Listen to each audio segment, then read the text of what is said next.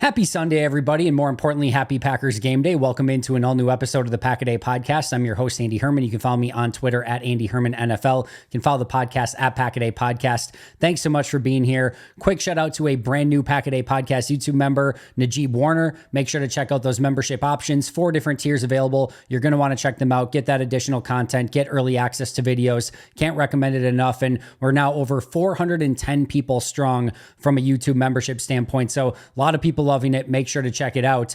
And of course, before we get to our breakdown today, we've got to do our Luige's Pizza player of the day to watch in this Packers-Broncos game. But before we do, I got to show you this. It is the breakfast scramble pizza. We got the fresh dough. I have a love-hate relationship with breakfast pizzas. I've had some that I think are really good. I've had others that I'm just like, this just doesn't feel right. I got the opportunity to try this. I went and toured Luige's this past week, and they made me a breakfast pizza. I'm like, oh, this will be interesting. Let's see how this goes. It was phenomenal. And it is not a mistake, by the way.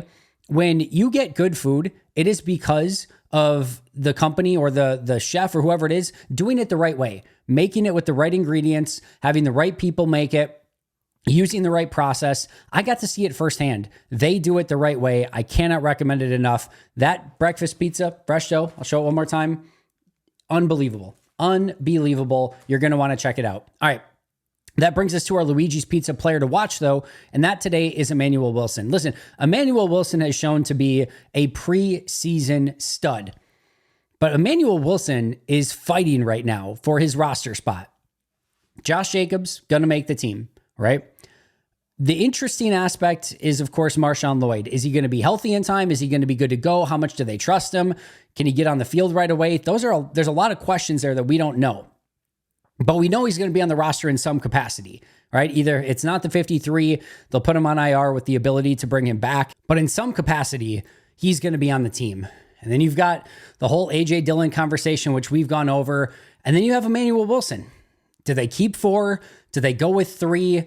That's going to have to be TBD. But Emmanuel Wilson, very much in this conversation. He was a 53-man roster guy last year, got playing time in the playoffs, continues to tear it up in the preseason. And now, what can he show against the Broncos? I would expect, with Josh Jacobs not playing in this game, with Marshawn Lloyd not playing in this game, with Dillon probably just getting a handful of carries, maybe kind of like he did last week, I would expect Emmanuel Wilson to get a good chunk of playing time in this game. And we even saw him at kick returner in the last game as well. I would expect to see him there as well in this game. So he is going to get a big opportunity to showcase himself. I'm excited to see what he can do and to see if he can keep this preseason, MVP-esque caliber play that he has shown over the last couple of years in play and show exactly what he's capable of to make it so that Green Bay does not want to cut him. It's a huge game for Emmanuel Wilson, and hopefully he can step up and play like he has in a lot of his other preseason games that he has played in.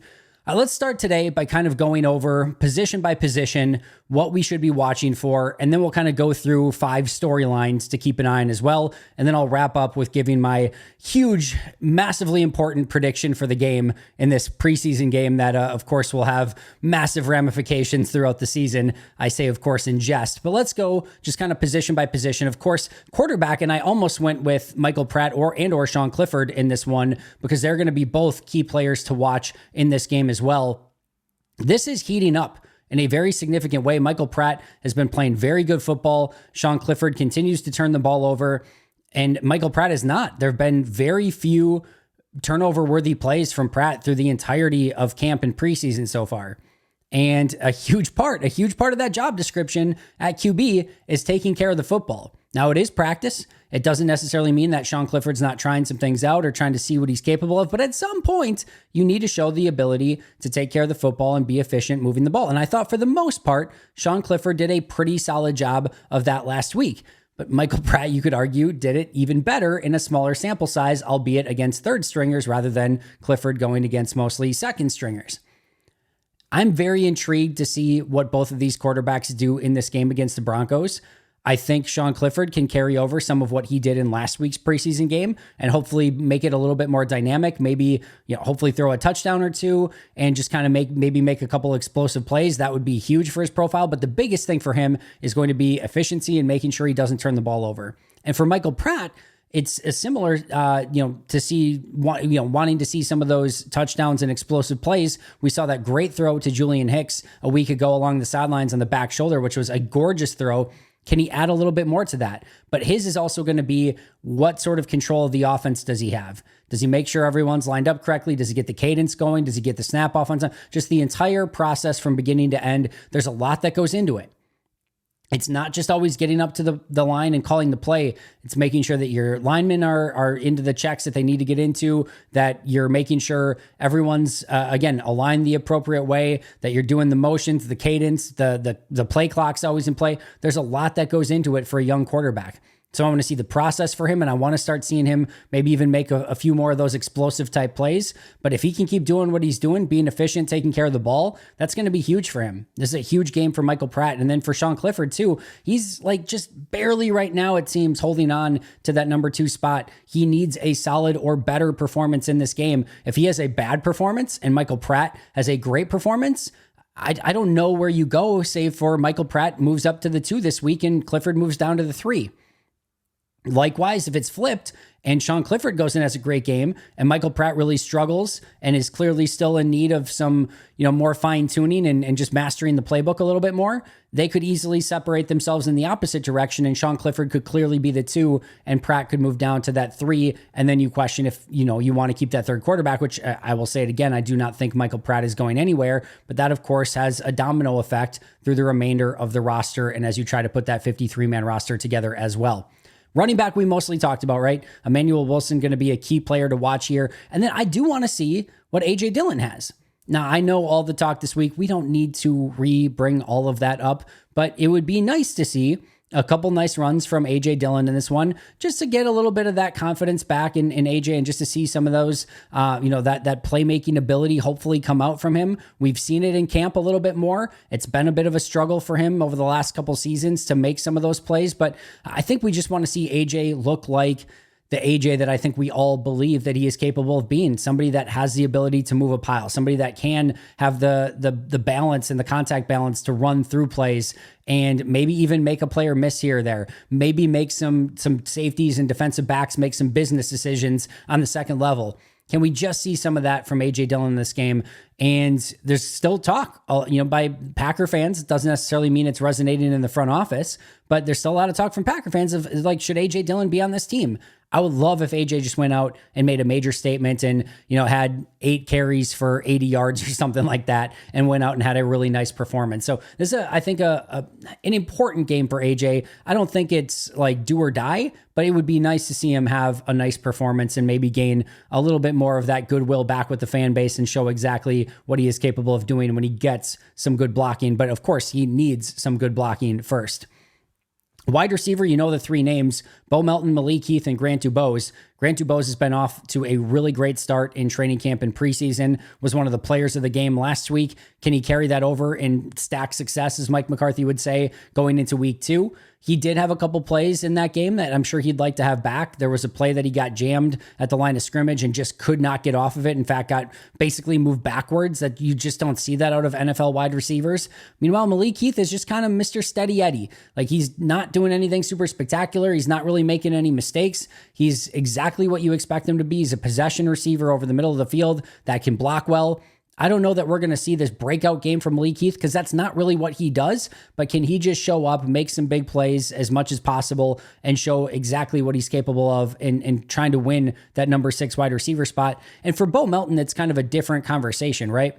It is not so much that he needs to go out and prove what he can do. We have seen what Bo Melton can do. He needs to avoid the mistakes. If he has another game like last week where he drops a couple passes, or we've seen in camp too, he didn't go up and high point the ball earlier in practice this week. Like, he just needs to avoid bringing attention to himself in any negative sort of way. If he can, of course, go and make some big plays, that would be nice, but he just needs to almost calm down, just perform the way that he is capable of performing and provide exactly what the Packers are expecting out of him. Doesn't need to be Mr. Spectacular, but he needs to sort of re-show himself of these are the things that I can do, and I'm not going to be making those mistakes anymore. Any big negative game from Bo Melton, and all of a sudden that conversation with Dubose and Malik Heath gets a little bit more interesting, and maybe Melton becomes not so much of a lock to make the team. So I think that for Bo Melton, just having a good, solid performance is going to be super important for him. Tight end, the first thing I want to know is, does Tyler Davis play in this game? He's been coming back from the ACL, and they have not had him play in these games. Does he actually get some game action? And then if he does or doesn't, the Tyler Davis, Ben Sims, Joel Wilson dynamic is interesting. I believe Tyler Davis and Ben Sims are going to make this team as the number 3 and 4 tight ends in some order, and I believe Joel Wilson is going to make the practice squad. But we're not talking about, any high-end tight ends here. These are all probably going to be close to your 48th, 49th, 50th guys on your 53-man roster, or one of the top guys on your practice squad. So there is some movement potential here. And if Sims were to struggle, though he's had a really nice couple weeks of training camp, I would say maybe week and a half, where there was a little bit of struggle, and I thought he didn't have a great game last week. He was one of my lowest graded players, but I thought he really bounced back ever since that game, especially this past week, and had some really big plays. Tyler Davis has been Mr. Consistency so far in camp. If he does get to play, can he continue to show that? And then Joel Wilson had a really nice performance, couple really nice blocks. I think it was 3 catches for 30 yards. Can he show something and maybe get on the Packers' radar a little bit more? So my guess is that's probably Tyler Davis and Ben Sims, but they could keep 3. I don't think they can keep 5, but maybe Joel Wilson with a huge performance could get his name a little bit more in that conversation.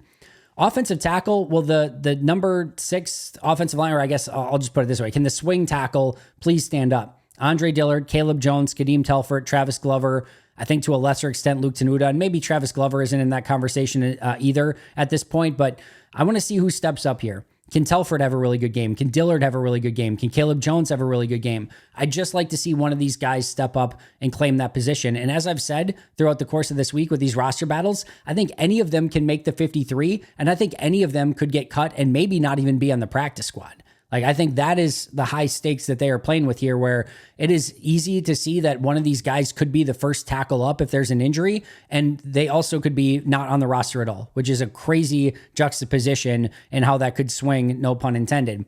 Interior offensive line, I'm looking at from a different standpoint. I do believe Sean Ryan will get a decent amount of playing time in this game. I think Jacob Monk is going to play a lot in this game. And I just want to see those two continue to have that upward trajectory. I thought both of them were two of my favorite players to watch and highest graded players to watch this past week. Can they continue that? They are going to be needed as depth pieces throughout the course of the season, especially Sean Ryan. Heck, Ryan might start week 1 at this point. So his continued improvement is super important. I saw a lot of things that I really, really liked out of Jacob Monk.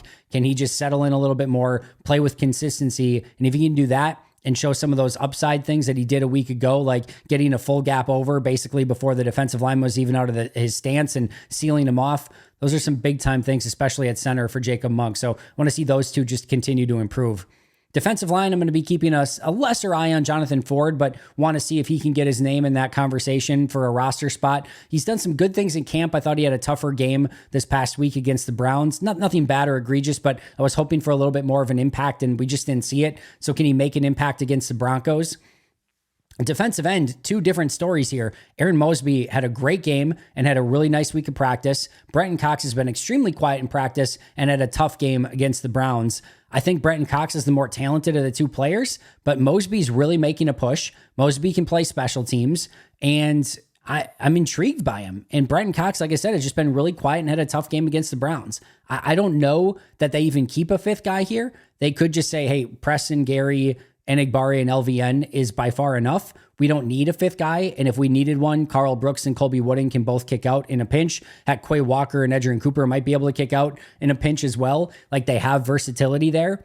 But if they do keep a 5th, it does come down to Brenton Cox and Aaron Mosby. And I'm very intrigued and interested to see which one of these guys perform better this week. Brenton Cox needs a big game. He needs to go out and show this is what I'm capable of, because it's been too quiet so far ever since minicamp, where I thought he looked really, really good. And for Mosby, he's just been, mostly consistent and making some big plays, batting balls down. I've really liked what I've seen from him. So he's an intriguing one. Maybe neither make it, but either way, it ends up being a big game for both of those 2 players. At linebacker, I really want to see if Tyron Hopper plays, and if so, do we get our first glimpse of what Hopper looks like on defense in a game atmosphere? And then Christian Welch is another interesting one, where good game last week, core special teams guy, Not a ton of upside, but can he get his name in the conversation for making it as a potential sixth linebacker on this team? That could be a tough sell with all the different, pieces that you want to keep at different positions. But if he goes out and has a big game, he could, try to make a name for himself and really get in that conversation even more as the sixth linebacker on this team. Corner, Kalen King continues to impress. Can he just kind of carry that over into the game? Corey Ballantyne and Robert Rochelle might end up fighting it out for one spot. They can both play outside corner. They can both play really good special teams. Ballantyne has a little bit more flexibility where you can play him a little bit as inside corner as well. Either way, I think this is a huge game for those two and could go a long way in defining who ends up getting that final cornerback spot. And then at safety, do we get our first look at Kitano Ladapo playing safety, kind of similarly to Tyron Hopper? Would love to see what he brings to the table and if he can show anything in the second preseason game. And then Zane Anderson's the other one here, where he's had a really nice mini camp in camp. I think he's been kind of underrated, quite frankly, core special teamer, but he's clearly like the sixth safety on the roster. Like, you're not moving on from any of your three rookies, Anthony Johnson Jr. or Xavier McKinney. So can you keep six? That's a tough sell. But if he goes out and has another really good game, then I think he gets his name in the conversation of like, hey, do we find a way, just regardless, to get this guy on our team because he's been playing too well? So that's another guy I'm keeping an eye on. And then, of course, the kicker battle. We'll see if all three of them get in or if it's just Joseph and Carlson again. Either way, in practice, it's been up and down, but these games are going to be even more important. There's even more pressure, more eyes on them. Can they go out and perform whatever field goals, extra points that they get the opportunity to go out and perform? These guys need another big performance. They had one apparently in practice, in joint practice against the Broncos. They all made their kicks 5 for 5, but now can they carry that over into the game? Green Bay is desperate for one of these guys to step up and claim that job, and this game could go a long way in helping to define that. All right, so outside of position battles, here are some other storylines to kind of keep an eye on through the course of this game. I think one is, how do the Packers bounce back from a tough practice against the Broncos? It did not go their way. The Broncos certainly, quote unquote, won that practice as much as you can win a practice. It means nothing. It doesn't really matter. We talking about practice, as Allen Iverson would like to say, but you want to see Green Bay respond. All right, in a way, it's not too dissimilar. I think it was the Patriots last year where the Patriots got the better of Green Bay on day one in joint practice, and then day two, Green Bay came back and played much better on the second day. Either way, you get your face punched in a little bit on one day. You want to see that team come back and fight back the next day and be better for it. And that's what I'm looking for from Green Bay. And I know it doesn't ultimately matter. Nobody's going to look back at this preseason game and say, look at the turning point after that tough practice against the Broncos and what they were able to do in that preseason. It's mostly irrelevant, right? Almost entirely irrelevant. But I think it does show culture and character when, again, you do face a little bit of adversity. Can you bounce back from it? And I just want to see that pride and that intensity to be like, and maybe just like, not necessarily like self-reflection, but just the ability to recognize and understand, hey, we didn't play our best in practice. We need to be better, and let's go out and do it. I think that self-awareness, that's kind of what I'm looking for here, is what I'm really looking for. And just that want to and that desire of even guys at the back of the roster that are backups that are playing in this game to have that pride and say, we're going to fight back and we're going to show you that was just a fluke, and we're going to beat you up on Sunday, and we're going to show you that we are still the better team here, even if all of our top guys aren't playing. That's what I want to see. So I think that's an interesting storyline. Number two is injuries. Who plays, who doesn't from an injury standpoint? We know the four guys that have still been out at practice. We know they're not going to play: Marshawn Lloyd, Jarvion Howard, Keyshawn Banks, and Adrian Cooper. But is there anyone else that doesn't play with any sort of injury, like a Tyler Davis? Tyron Hopper could be another example of that. Who doesn't play? And then more importantly, though, who comes out of the game healthy and who potentially has some injuries? There will be some key players that play in this game for Green Bay, like an LVN, like some of their offensive linemen. Sean Ryan, I would expect to play in this game. I'm guessing some of the wide receivers. There's going to be players that are, maybe not integral, but very important for the Packers this upcoming year that will be playing in this game. Can they just get out of this with a mostly clean bill of health and hopefully not affecting anyone that they have, real, kind of plans for this upcoming season? You just obviously want no injuries, period, would be great. But, the less impactful, if there are injuries, certainly the better. Number three, who gets their name in the conversation? This is usually the time of year where some player steps up and says, hey, look at me. I know that maybe you don't expect me to make a name for myself, and maybe you weren't expecting Raylan Goforth to be a name that we're talking about going into week 3 or whoever it might be. But I'm going to go out and I'm going to make a name for myself. I'm going to have a huge day, and you're going to be talking to like, hey, is this a player that Green Bay needs to consider to keep? And there's usually somebody. Maybe there won't be, but usually there is. And I'm excited to see who really steps up in this game, because I guarantee you, right, there's, probably 70 maybe guys playing in this game. There's going to be guys who have really bad games. There's going to be somebody undoubtedly that has a great game, a great performance, and steps up out of nowhere. And is it big enough to really get themselves in the conversation, make a name for themselves, and show, hey, I should make this team too? That's what I want to see. Who steps up, who takes the opportunity, runs with it, and really does show that they are or should be in the conversation for making a 53-man roster spot. Number 4, LVN's continued development.